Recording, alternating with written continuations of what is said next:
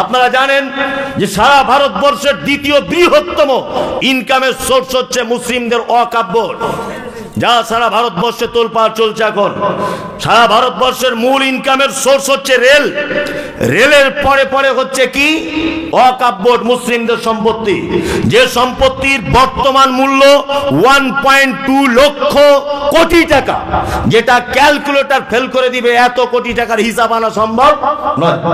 সেইটা আবার দেখছি এখন কেন্দ্র সরকার সংশোধনীয় বিল হিসাবে নিজের হাতে নিতে চাইছে, যেটা আমরা দেখভাল করব। আমার বাপের সম্পত্তি 14 পুরুষ আমার বাপেরা দান করে গেছে, আমার সম্পত্তি তুমি কেন দায়িত্ব নিতে যাবে? তুমি কেন দায়িত্ব নিতে যাবে? তুমি কে? তুমি দায়িত্ব নেবার কে? আমার সম্পত্তি রক্ষা করবে আমি, আমার সম্পত্তি রক্ষা করবে আমার বাপ, আমার সম্পত্তি রক্ষা করবে আমার বেটা, আমার সম্পত্তি রক্ষা করবে আমার বেটি, আমার সম্পত্তি রক্ষা করবে আমার আত্মীয় স্বজন। সারা ভারতবর্ষে ওয়াকফের যত সম্পত্তি রয়েছে, মুসলিমদের নিজস্ব দান করা বাপের পৈতৃক সম্পত্তি তারা দান করেছে আল্লাহর হস্তে, যাতে আগামী দিনে অদূর ভবিষ্যতে মুসলিম পিছিয়ে পড়া অসহায় দুস্থ ছেলেমেয়েরা কলেজে পড়ে ভালো ডাক্তার হতে পারে, ভালো মাস্টার হতে পারে, ভালো ইঞ্জিনিয়ার হতে পারে, ডক্টরেট করতে পারে, তারা বৈজ্ঞানিক হতে পারে। এই সমস্ত উদ্দেশ্য নিয়ে মুসলিম মনীষীরা, ধনী মানুষেরা, তারা সেই সমস্ত জায়গা দান করেছিলেন। তার মধ্যে দানবীর ছিলেন হুগলি জেলার একজন বিখ্যাত লোক, ওনার নাম হচ্ছে হাজী মোহাম্মদ মহসিন, যাকে বলা হয় দানবীর। 1.2 লক্ষ কোটি টাকার সম্পত্তি মুসলিমদের, সেইটা এখন কেন্দ্র সরকার লেগেছে নিজের হাতে নিয়ে নেওয়ার জন্য। এটা আপনি ভাববেন যে আমরা অত সহজে ওয়াকফের সম্পত্তি আপনার মতো নোংরা লোকের হাতে হস্তান্তর করতে চাই না, কখনোই নয়। আরে আপনি তো ছোটখাটো নেতা, এর আগে ফেরাউনের সঙ্গে আমাদের লড়াই হয়েছে, নমরুদের সঙ্গে হয়েছে, এর আগে সারা পৃথিবীর ইতিহাসে চরম শত্রুদের সঙ্গে আমরা যুদ্ধ করে আজ 2024 পর্যন্ত পৌঁছেছি। অত সহজ ভেবে নিও না। ফেরাউনের মতো নেতাকে আমরা জব্দ করে দিয়েছি পানিতে ডুবিয়ে, নমরুদের মতো বিশ্বাসঘাতককে আগুনে পুড়িয়ে ছাই করে দিয়েছি। আমরা সেই জাতি। অত সহজ ভেবে দিও না, ক্ষমতার অপব্যবহার করিও না। মানুষ ভালোবেসে তোমাকে ক্ষমতা দিয়েছে, অপব্যবহার করিও না। আল্লাহ সুবহানাহু ওয়া তাআলার ক্ষমতা এত চরম পর্যায়ের ক্ষমতা। আল্লাহ তাআলা বলছেন বিয়াদিহিল মুলক, সারা পৃথিবীতে যত ক্ষমতা রয়েছে, যত ক্ষমতার উৎস রয়েছে, লাঠি পাটি কমরেড নেতা যত যা কিছু আছে, এদের ক্ষমতা থাকতে পারে 2-4 দিন 5 বছরের জন্য, কিন্তু আমি আল্লাহ সুবহানাহু ওয়া তাআলা আমার ক্ষমতা চিরঞ্জীব, কিয়ামত পর্যন্ত, তার উপরে পর্যন্ত আমার ক্ষমতা একভাবে থাকবে। আমার ক্ষমতা ছিনিয়ে নেবার কারো অধিকার আছে? ক্ষমতার যদি অপব্যবহার করো, অন্তত পক্ষে বাংলাদেশকে নিয়ে তো শিক্ষাটা নিবে। রাতের বেলা পালাতে রাস্তা পেল না। ক্ষমতার যদি অপব্যবহার করো, রাতের বেলা পালিয়ে যেতে হবে, রাস্তা খুঁজে পাবে না। ওই জন্য ক্ষমতার অপব্যবহার করবেন না। ক্ষমতার মালিক কে? কে? আল্লাহ সুবহানাহু ওয়া তাআলা। আল্লাহ ছাড়া কারোর ক্ষমতা আছে? আছে, আছে। তবে সেই ক্ষমতাগুলো ক্ষণস্থায়ী ক্ষমতা, আজকে আছে কালকে নাও থাকতে পারে। নোট ভোট পার্টি পঞ্চায়েতের ক্ষমতায় 5 বছর দলীয় দাপট দেখিয়ে গরিব মানুষকে শোষণ করে অনেক রকমের অত্যাচার করা যাবে, 5 বছর পরে আর থাকবে না। তাহলে চিরদিনের জন্য ক্ষমতাবান কে? কে? আল্লাহ। আপনারা দেখতে পাচ্ছেন না সারা ভারতবর্ষের অবস্থা? সারা ভারতবর্ষের অবস্থা দেখতে পাচ্ছেন না? যে ধর্মের, যে বর্ণের, যে মাযহাবের যারা এখানে আছেন, আপনার যদি ক্ষমতা থাকে, আপনি আমার যুক্তি আর বক্তব্যটা কেটে দেন, তবেই বলবো। আপনি কেটে দেন। আপনি ক্ষমতার বেশি দিন টিকে না। কি বললাম বুঝলেন? আপনারা জানেন ভারতবর্ষের 500 বছরের ঐতিহ্যবাহী মসজিদ বাবরি মসজিদ, কিছুদিন আগে সেটাকে একদম বুলডুজার দিয়ে সাইজ করে রাম মন্দিরে পরিণত করা হয়েছে। দেখতে পেয়েছেন সোশ্যাল মিডিয়ায়? হ্যাঁ, কলকাতার ব্রিগেডের ময়দানে আমিও মমতাজুল ইসলামের বিরুদ্ধে প্রতিবাদ জানিয়েছিলাম। তখন সোশ্যাল মিডিয়া তো অ্যাভেলেবেল হয়নি। আমি ওখানে একটা বক্তব্য রাখতে গিয়ে বলেছিলাম যে বাবরি মসজিদ ভেঙে দেওয়া হচ্ছে কারণ কি? একজন হিন্দু পণ্ডিত তিনি আমাকে বলছেন যে তোমার তো অল্প বয়স, তুমি বুঝবে না। বললাম ব্যাপারটা কি বলুন। বলছে ব্যাপার হচ্ছে এই জায়গাটায় ছিল রামের মন্দির, মুসলিমরা জোর করে দখল করে এই জায়গাটা মসজিদ নির্মাণ করেছিল। এখন আমরা ক্ষমতায় রয়েছি, আমরা এখন দখল করে সেটা আবার পুনরায় মন্দিরে রূপান্তরিত করব। আমি বললাম এটা কেমন মন্দির? বলছে ঐতিহ্যবাহী মন্দির, যেখানে রামের জন্ম হয়েছে। লম্বা, খুব ভালো বক্তব্য আপনার। আপনার কাছে একটা জিনিস আমার জানতে ইচ্ছা করছে, সেটা হচ্ছে এই কি, আচ্ছা আপনাদের এলাকায় কোনো মানুষের পেটে, কোনো মায়ের পেটে যদি বাচ্চা থাকে, আচ্ছা বলুন তো পেটের বাচ্চা প্রসবের জন্য একটা মহিলা হাসপাতালে যাবে না মসজিদে যাবে? কোনটা? হাসপাতালে যাবে না কেন? মসজিদে বাচ্চাটা প্রসব করলে হয় না? একটা মাকে যদি আপনি বলেন যে তোর যেদিন বাচ্চা হবে তোর বাচ্চা মসজিদের মেম্বারের তলায় হবে, মসজিদে গিয়ে তোকে উলঙ্গ হয়ে শুয়ে পড়তে হবে, তোর বাচ্চা মসজিদের ইমাম সাহেব ধরবে, বলুন তো পৃথিবীর কোন মায়ের কথায় রাজি হবে? হবে? হবে না। আমি ওনাকে বলছি, রাম যখন তার মায়ের পেটে ছিল, তার মা বাচ্চা প্রসবের যন্ত্রণা সহ্য করতে না পেরে পৃথিবীর অন্য কোন জায়গার খুঁজে পেল না, মন্দিরের ভিতরে গেল বাচ্চা প্রসব করতে। এটা কেমন কথা? অসম্ভব, এটা হতে পারে না। ওই সব কিছু নয়। এখন কিছুদিনের ক্ষমতা রয়েছে, এইটাকে কি করে ধ্বংস করা যায়, নিজেদের আভিজাত্য বজায় করা যায়, নিজেদের ক্ষমতা প্রয়োগ করা যায়, এটা হচ্ছে মূল কারণ। কি বললাম বুঝলেন না? এইটা হয়ে গেল। তারপরে এখন রিসেন্ট আপনারা জানেন যে সারা ভারতবর্ষের দ্বিতীয় বৃহত্তম ইনকামের সোর্স হচ্ছে মুসলিমদের ওয়াকফ বোর্ড, যা সারা ভারতবর্ষে তোলপাড় চলছে। এখন সারা ভারতবর্ষের মূল ইনকামের সোর্স হচ্ছে রেল, রেলের পরে পরে হচ্ছে কি ওয়াকফ বোর্ড, মুসলিমদের সম্পত্তি, যে সম্পত্তির বর্তমান মূল্য 1.2 লক্ষ কোটি টাকা, যেটা ক্যালকুলেটর ফেল করে দিবে, এত কোটি টাকার হিসাব আনা সম্ভব নয়। সেইটা আবার দেখছি এখন কেন্দ্র সরকার সংশোধনীয় বিল হিসাবে নিজের হাতে নিতে চাইছে, যেটা আমরা দেখভাল করব। আমার বাপের সম্পত্তি 14 পুরুষ আমার বাপেরা দান করে গেছে, আমার সম্পত্তি তুমি কেন দায়িত্ব নিতে যাবে? তুমি কেন দায়িত্ব নিতে যাবে? তুমি কে? তুমি দায়িত্ব নেবার কে? আমার সম্পত্তি রক্ষা করবে আমি, আমার সম্পত্তি রক্ষা করবে আমার বাপ, আমার সম্পত্তি রক্ষা করবে আমার বেটা, আমার সম্পত্তি রক্ষা করবে আমার বেটি, আমার সম্পত্তি রক্ষা করবে আমার আত্মীয় স্বজন। সারা ভারতবর্ষে ওয়াকফের যত সম্পত্তি রয়েছে, মুসলিমদের নিজস্ব দান করা বাপের পৈতৃক সম্পত্তি তারা দান করেছে আল্লাহর হস্তে, যাতে আগামী দিনে অদূর ভবিষ্যতে মুসলিম পিছিয়ে পড়া অসহায় দুস্থ ছেলেমেয়েরা কলেজে পড়ে ভালো ডাক্তার হতে পারে, ভালো মাস্টার হতে পারে, ভালো ইঞ্জিনিয়ার হতে পারে, ডক্টরেট করতে পারে, তারা বৈজ্ঞানিক হতে পারে। এই সমস্ত উদ্দেশ্য নিয়ে মুসলিম মনীষীরা, ধনী মানুষেরা, তারা সেই সমস্ত জায়গা দান করেছিলেন। তার মধ্যে দানবীর ছিলেন হুগলি জেলার একজন বিখ্যাত লোক, ওনার নাম হচ্ছে হাজী মোহাম্মদ মহসিন, যাকে বলা হয় দানবীর। 1.2 লক্ষ কোটি টাকার সম্পত্তি মুসলিমদের, সেইটা এখন কেন্দ্র সরকার লেগেছে নিজের হাতে নিয়ে নেওয়ার জন্য। এটা আপনি ভাববেন যে আমরা অত সহজে ওয়াকফের সম্পত্তি আপনার মতো নোংরা লোকের হাতে হস্তান্তর করতে চাই না, কখনোই নয়। আরে আপনি তো ছোটখাটো নেতা, এর আগে ফেরাউনের সঙ্গে আমাদের লড়াই হয়েছে, নমরুদের সঙ্গে হয়েছে, এর আগে সারা পৃথিবীর ইতিহাসে চরম শত্রুদের সঙ্গে আমরা যুদ্ধ করে আজ 2024 পর্যন্ত পৌঁছেছি। অত সহজ ভেবে নিও না। ফেরাউনের মতো নেতাকে আমরা জব্দ করে দিয়েছি পানিতে ডুবিয়ে, নমরুদের মতো বিশ্বাসঘাতককে আগুনে পুড়িয়ে ছাই করে দিয়েছি। আমরা সেই জাতি। অত সহজ ভেবে নিও না, ক্ষমতার অপব্যবহার করিও না। মানুষ ভালোবেসে তোমাকে ক্ষমতা দিয়েছে, অপব্যবহার করিও না। আল্লাহ সুবহানাহু ওয়া তাআলার ক্ষমতা এত চরম পর্যায়ের ক্ষমতা।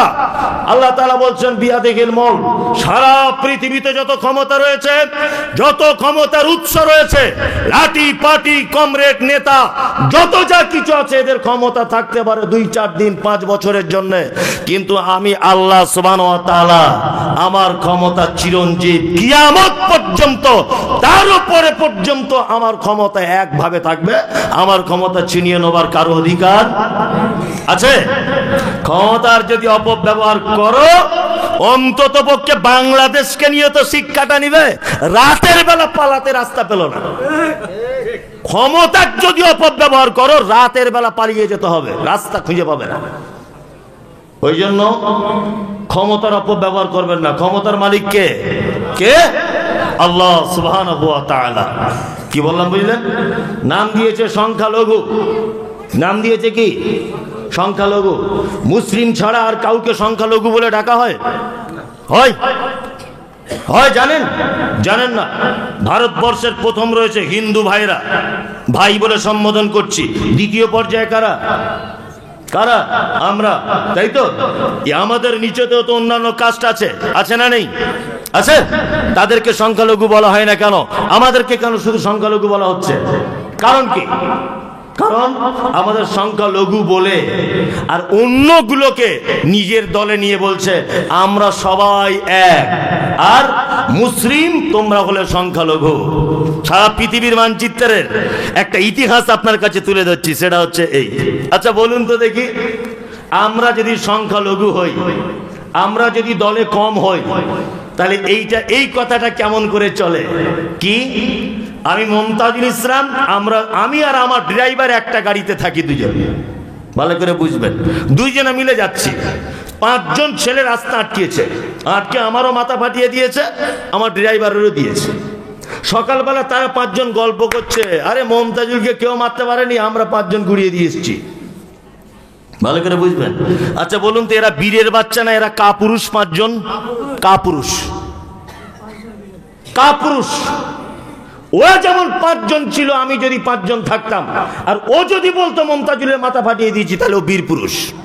কি বললাম বুঝলেন না? তাহলে কি? বীর পুরুষ। আমাদেরকে যারা বলছে সংখ্যালঘু, তারপরে যারা বাবরি মসজিদ ভেঙে দিয়ে হাততালি দিচ্ছে, আমি তাদেরকে বীর পুরুষ বলতে পারি না, তারা কাপুরুষের ন্যায়। কারণ আমরা তো সংখ্যালঘু, আমাদের কাছ থেকে কোনো সম্পত্তি ছিনে নিতেই পারো, এটা অসম্ভবের কিছু নয় তো। কারণ আমাদের নামই দেওয়া হয়েছে সংখ্যালঘু আমরা। ক্ষমতার অপব্যবহার করবেন না, বিনীত অনুরোধ করে বলছি। ক্ষমতার অপব্যবহার করলে উপর থেকে ফয়সালা হবে ইনশাআল্লাহ। তাহলে সমস্ত ক্ষমতার মালিক কে? আল্লাহ সুবহানাহু ওয়া তাআলা, তাই তো? এবার আল্লাহ তাআলা বলছেন ওহুয়া আলা কুল, সমস্ত কিছুর মালিক কে? বাদশা কে? আল্লাহ। এবার আল্লাহ তাআলা বলছেন ওহুয়া আলা কুল্লি শাইইন কাদির। সমস্ত কিছু, যা কিছু আছে পৃথিবীতে, সমস্ত ব্যাপারে কুদরত, সমস্ত ব্যাপারে দয়া, সমস্ত ব্যাপারের ক্ষমতা কার? আল্লাহ। রুজির মালিক কে? আল্লাহ। বিশ্বাস আছে? আছে? তবুও তো দোকানের মালিক দোকানের পিছনে বড় তাবিজ টাঙিয়ে রেখে দিয়েছে, দেখেনি? ঠিক আছে, বলছে শোনা ড্রাইভারটা ভালো বলে বেঁচে গেলাম আজকে। বলছে ড্রাইভার ভালো কি? তোমাকে এটা বলা উচিত ছিল, বাঁচানোর মালিক কে? আল্লাহ, তাই না? আল্লাহ আমাদের সমস্ত ক্ষমতার মালিক আল্লাহ, এটা বিশ্বাস আছে? বিশ্বাস আছে, কিন্তু বাস্তবতায় নাই। রুজির মালিক কে? আল্লাহ। হায়াতের মালিক, মওতের মালিক আল্লাহ, তাই না? কিন্তু বাস্তবতায় নেই। রুজির মালিক আল্লাহ, অথচ 4 কেজি ওজনের তাবিজ ঝুলিয়ে রেখেছে দোকানে, যেটা শিরক। যেটা কি? শিরক, মারাত্মক বড় শিরক। আজকে আমাদের আলেমরা, যারা আলেম বলে নিজেদেরকে দাবি করছেন, এরা যে সাধারণ মানুষকে কত ক্ষতি করছে আপনি অবাক হয়ে যাবেন। কত যে ক্ষতি করছে। এক, আল্লাহ সুবহানাহু ওয়া তাআলা পবিত্র কোরআনে বলেছেন ওয়ানুনাজ্জিলু মিনাল কোরআনি মা হুয়া শিফা। আমি কোরআন অবতীর্ণ করেছি মানুষের, মোমেনদের আরোগ্যের জন্য। কিসের জন্য? আরোগ্যের জন্য, তাই তো? এবার একটা কথা বলি, মোমেনের থেকে আরোগ্য লাভ করবে কেমন করে? আপনার জ্বর হয়েছে, জ্বর, তাই তো? আপনি কোরআন তেলাওয়াত করবেন, ইনশাআল্লাহ ওই জ্বর তেলাওয়াতের বরকতে আল্লাহ আপনাকে ভালো করে দিবে। কি বললাম বুঝলেন? আল্লাহ নবী সাল্লাল্লাহু আলাইহি ওয়াসাল্লামের হাদিস, যে তুমি যখন বাড়িতে শুয়ে থাকবে রাতের বেলা, তুমি যদি চাও যে তোমার বাড়ির সম্পদগুলো স্বয়ং আল্লাহ পাহারা দিক, তাহলে আয়াতুল কুরসি পড়ে তোমার হাতে ফুঁক দিয়ে সারা শরীরে তুমি বুলিয়ে নাও। এইটা যদি তুমি করো তাহলে তোমার বাড়ির সমস্ত মাল পাহারা দিবে কে? কে? কার জিম্মাতে থাকবে তোমার বাড়ির মাল? আল্লাহ। এখন আপনার বাড়ি একটা রিক্সা চুরি হয়ে গেছে, আপনি ইমাম সাহেবের কাছে গিয়ে বলছেন রিক্সা চুরি হয়ে গেল। ইমাম সাহেব তখন বলছে ঠিক আছে, রিক্সা আর কোনোদিন চুরি হবে না, একটা তাবিজ লিখে দিচ্ছে আয়াতুল কুরসি, বাড়ির মেন গেটের সামনে টাঙিয়ে রাখবে। কি বললাম বুঝলেন? টাকা লাগবে কত? না 1200 টাকা। ইমাম সাহেব কত দিক দিয়ে আপনাকে ঠকিয়েছে দেখুন। এক, কোরআন তেলাওয়াত করলে প্রত্যেক অক্ষরে কটা নাকি? 10টা। আল্লাহু লা ইলাহা ইল্লা হুয়াল হাইয়ুল কাইয়ুম লা তাখুযুহু সিনাতুন ওয়া লা নাওম লাহু মা ফিস সামাওয়াতি ওয়া মা ফিল আরদ মান যাল্লাযী ইয়াশফাউ ইনদাহু ইল্লা বিইজনি। শেষ পর্যন্ত কতগুলো অক্ষর আছে? গোনা আমারও গোনা নেই, 200-300 হবে? বেশি হবে? 200-300 হবে। আরে 100ই ধরুন, 100 যদি হয় নাকি কতটা হলো? 1000। তাহলে ইমাম সাহেব 1000 নেকি থেকে বঞ্চিত করলো, কারণ আল্লাহ নবী সাল্লাল্লাহু আলাইহি ওয়াসাল্লাম আয়াতুল কুরসি পড়তে বলেছেন আর গায়ে ফুঁক দিতে বলেছেন, তাই তো? তাহলে ইমাম সাহেব পড়া থেকে আপনাকে বঞ্চিত করলো। এক। দুই নম্বর হচ্ছে ইমাম সাহেব এটা জ্ঞান নাই। ডাক্তার বলেছে আপেল খেলে শরীরে রক্ত হয়, শরীরে প্রোটিন হয়। এখন কেউ যদি আপেল বগলে বেঁধে ঘোরে, কাজ হবে? হবে না? হবে না? দাঁতের যন্ত্রণা হলে একটা ছেলেকে দেখতি গাছ বেঁধেছে হাতে, তা হাতে গাছ বেঁধে দাঁতের যন্ত্রণা ভালো হবে কি করে? মিথ্যা কথা এটা। যন্ত্রণা হচ্ছে হাতে, দাঁতে, আর গাছ বেঁধেছে কোথায়? হাতে। এইখানে কেটে গেছে আর মলম এইখানে লাগান তো দেখি কেমন এটা সারে? ছাড়বে? এসব কুসংস্কার সমাজে চলছে, চলছে না? সব শিরক। সব কি? শিরক। গাছ আপনি বেটে খান প্রতিদিন 4 কেজি করে, কোনো সমস্যা নেই, কিন্তু গাছ বানতে পাবেন কি না? কি বললাম বুঝলেন? আপনি গাছ বেটে খান প্রতিদিন 4 কেজি করে, কোনো অসুবিধা নেই, কিন্তু বানতে পাবেন না, শিরক। তাহলে সমস্ত ব্যাপারে রুজি, হায়াত, মাউত, সুস্থতা, অসুস্থতা, সমস্ত ব্যাপারে মালিক কে? আল্লাহ। এইবার আল্লাহ তাআলা বলছেন আল্লাযী খলাকাল মাউতা, আমি সৃষ্টি করেছি মাউত, ওয়াল হায়াতা, সৃষ্টি করেছি হায়াত। হায়াত মাউতকে সৃষ্টি করেছি কেন? লিয়াবলুয়াকুম আইয়ুকুম আহসানু আমালা, যাতে করে তোমাদের ভিতরে উত্তম কাজ কে করবে এইটা যাতে করে আমি পরীক্ষা করতে পারি। এই সারা জীবন তো ঘুমালেন বাড়িতে, তা আজকে একটু বসেই শুনুন না। এবারে তো মেন জায়গা আসছি আমি। কি বললাম বুঝলেন না? এবার এই আয়াতটা হচ্ছে মেন আয়াত আমার। কি বললাম বুঝলেন? আল্লাহ তাআলা বলছেন আল্লাযী খলাকাল মাউতা, আমি সৃষ্টি করেছি মাউত, ওয়াল হায়াতা, আর জীবন। আচ্ছা বলুন তো, আগে হায়াত না আগে মাউত? আগে মানে মানুষ মরে না আগে জন্ম হয়? আগে জন্ম হয়। তা আল্লাহ বলছে আল্লাযী খলাকাল মাউতা, প্রথমে সৃষ্টি করেছি মাউত, তারপরে কি? হায়াত। আসলে আমরা এখন আলেম ওলামারাও, অনেক আলেম ওলামারাও হাদিস কোরআনের অনেক শব্দের ব্যাখ্যা বিশ্লেষণ বুঝি না। না বোঝার কারণে আমাদের অনেক কিছু ত্রুটি থেকে গেছে। আপনাদের তো যা ত্রুটি আছে আছে, আমাদের আলেমদেরও আছে। তার মধ্যে দুটো একটা ত্রুটির কথা আমি আপনাকে বলি। আচ্ছা বলুন, আবরাহা বাদশাহ কাবা ঘর ধ্বংস করতে এসেছিল, তাই তো? আল্লাহ তাদেরকে একটা পাখি দিয়ে মেরেছিলেন। পাখিটার নাম কি? ভালোই তো জানেন আপনারা, পাখিটার নাম আবাবিল। আমি আপনাকে বলে দিয়ে গেলাম মমতাজুল ইসলাম 2024 সালের আজকে 19 তারিখ, 20 তারিখ হয়ে গেল আজকে, তাই তো? না এখনো 19 তারিখের ভিতর, না 20 তারিখ। 2024-এর 20 তারিখ রাত্রি 12:30টার সময় আপনাকে কথা বলে দিলাম, আবাবিল বলে পৃথিবীতে কোনো পাখি ছিল না। এটা ভুয়ো কথা। আল্লাহ এখানে শব্দ ব্যবহার করেছে ওয়ারসালা আলাইহিম, প্রেরণ করলাম তাদের উপরে, তৈরন, চিড়িয়া, আবাবিল, ঝাঁক ঝাঁক, ঝাঁক ঝাঁক। আবাবিল মানে কি? ঝাঁকে ঝাঁকে, কি না? আবাবিল মানে ঝাঁকে ঝাঁকে।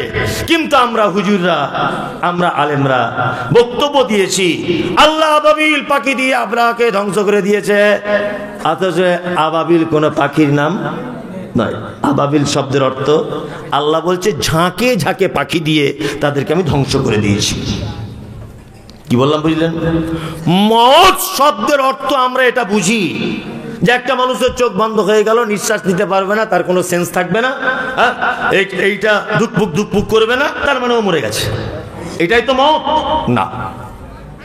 মওত শব্দের অর্থ হচ্ছে অনস্তিত্ব, যার কোনো অস্তিত্বই ছিল না। আর হায়াত মানে অস্তিত্ব, হায়াত মানে অস্তিত্ব, মওত মানে অনস্তিত্ব। কি বললাম বুঝলেন? বুঝতে পারছেন? আপনাকে বোঝানোর জন্য এবার একটা কথা আমি বলি। আমি মমতাজুল ইসলাম, আমি আমার মায়ের পেটে জন্ম নিয়েছি। আচ্ছা, আমি আমার মায়ের পেটে জন্ম নেওয়ার আগে আমি ছিলাম কোথায়? হ্যাঁ, আমার বাপের কাছে, তাই তো? আমার বাপ বিয়ে করেছে, আমার মায়ের সঙ্গে মিলন করেছে, দুইজনার মিলন হয়েছে, তার ফলে আমি আমার মায়ের পেটের ভিতরে এসেছি, তাই তো? আল্লাহর হুকুমে, তাই তো? এইবার বলুন, আমার আব্বার বয়স যখন 5 বছর ছিল, তখন আমার আব্বার বীর্য, তখন আমার আব্বার মানে সেক্সুয়াল কোনো ক্ষমতা আমার আব্বার পক্ষে ছিল না। ওটা আস্তে আস্তে হলো কখন? আমার আব্বা তরকারি খেলো, কাজু বাদাম খেলো, কিশমিশ খেলো, আস্তে আস্তে করে বড় হলো, গোঁপদারি উঠলো, আমার আব্বার যৌবন চলে এলো, আমার মাকে বিয়ে করলো, তারপরে শারীরিক সম্পর্ক হলো, তারপরে আমি আমার মায়ের পেটে এলাম। তাহলে আমি আমার মায়ের পেটে আসার আগে কোথায় ছিলাম? কাজু বাদামের ভিতরে ছিলাম, সবজির ভিতরে ছিলাম, গরুর মাংসের ভিতরে ছিলাম, বাদামের ভিতরে ছিলাম, দুধের ভিতরে ছিলাম। আমার কোনো অস্তিত্ব ছিল না। ছিল না। আল্লাহ সুবহানাহু ওয়া তাআলা বলছেন তোমার কোনো অস্তিত্ব ছিল না, আমি আল্লাহ সুবহানাহু ওয়া তাআলা তোমার মায়ের পেটের ভিতরে তোমার অস্তিত্ব দান করেছি। তার মানে পৃথিবীতে সর্বপ্রথম মানুষের অস্তিত্ব দেওয়া হয়েছে, ওই অনস্তিত্ব। মওত কিছুই অস্তিত্ব ছিল না, হায়াত অস্তিত্ব দিয়েছি। হায়াত মওত দিয়েছেন কেন? আল্লাহ সুবহানাহু ওয়া তাআলা বলছেন কি, লিয়াবলুয়াকুম আইয়ুকুম আহসানু কি আমালা। আল্লাহু আকবার। এই বক্তব্যটা দিতে যাই আমি সব জায়গাতে, আর সব জায়গাতে মানুষ আমাকে উল্টো পাল্টা বলে। এই আয়াতটা শুধু ব্যাখ্যা বিশ্লেষণ করলে, আল্লাহ কোরআনে একটা কথা বলছেন, ভালো করে শুনে রাখুন। আমি আপনাকে প্রথমে বলেছি, এখনো বলছি, আমি আপনার বিরুদ্ধে বলছি কিনা আপনার কাছে বিনীত অনুরোধ থাকলো, আপনি আমার এই ভুলটা ধরার জন্য খাতা কলম নিয়ে নোট করে রাখুন যে মমতাজুল সাহেব এই জায়গাটা আপনি আমার বিরুদ্ধে বলেছেন। আপনার বিরুদ্ধে যদি আমি একটা কথা যদি আজকে বলি, আপনি আমাকে যে সাজা দেবেন গ্রহণ করব। তবে কথা কিন্তু মুহাম্মদ সাল্লাল্লাহু আলাইহি সাল্লামের আপনার বিরুদ্ধে চলে যেতে পারে। আল্লাহ তাআলা বলছেন আহসানু আমালা। কোরআনে যেখানে আল্লাহ আমলের কথা বলছেন, সেখানে বলেছেন আমিলুস সালিহাত, তোমরা সালেহ আমল করো, নেক আমল করো। এখানে আল্লাহ বলছে আহসানু আমালা, আমল করো, উত্তম আমল করো। তার মানে বোঝা যায় আল্লাহ যেখানে আমলের ব্যাপারে বারবার আহসান, সালেহ, ভালো শব্দ ব্যবহার করছে, তার মানে এদেশের মাটিতে অসংখ্য খারাপ আমলে ভরপুর রয়েছে। এই খারাপ আমলগুলো ছেড়ে আল্লাহ তাআলা বলছেন আইয়ুকুম আহসানু আমালা, উত্তম আমল করো।